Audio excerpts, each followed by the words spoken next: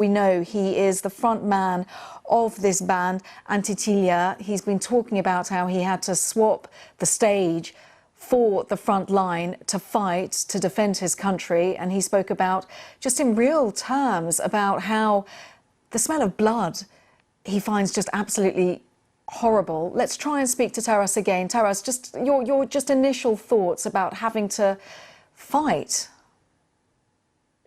Hello, everybody. Do you hear me? We hear you perfectly now. Thank you. Yeah, we try to go through this with smiles because, we understand and we believe that we know that we are defending our country.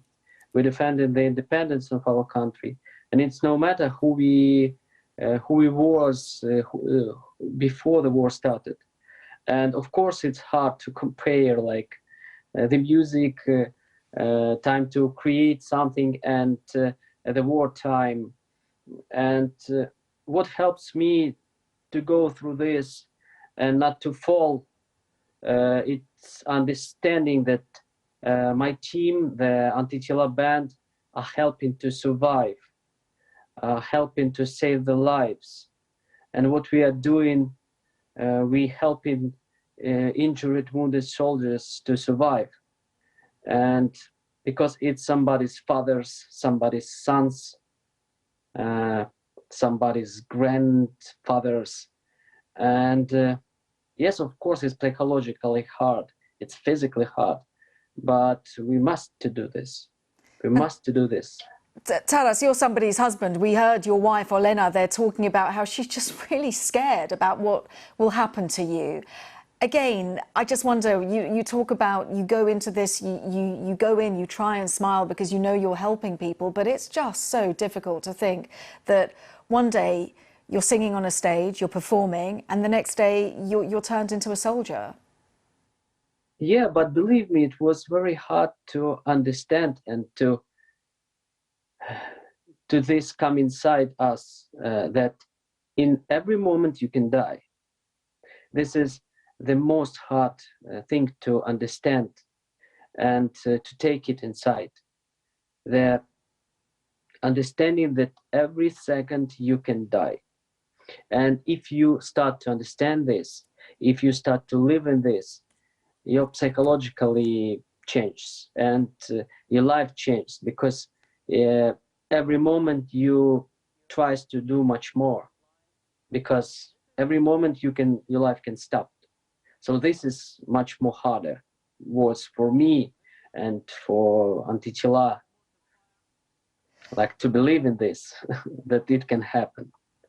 This is not like from movie, word from movie. This is a movie, the series that you are inside this, and it's happening around you, and shellings hurts, and shellings kills people and also can kill you. So this was much more harder. Listen, it's life and death, right? It's life and death, what you're describing here. And yet, you are writing music with Ed Sheeran. You're supporting the UK city of Birmingham, one of those cities that has applied to host the Eurovision Song Contest after the Ukrainian band Koalicja Orchestra won.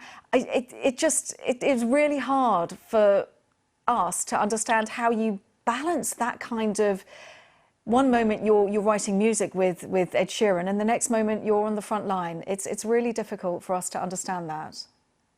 It's absolutely I don't know how to say right. It's like you just like up and down. The world changed and makes so intensive everything. And of course, we adapted to this. So now I'm standing in my home, in my library, and speaking with you because our battalion is on recovery.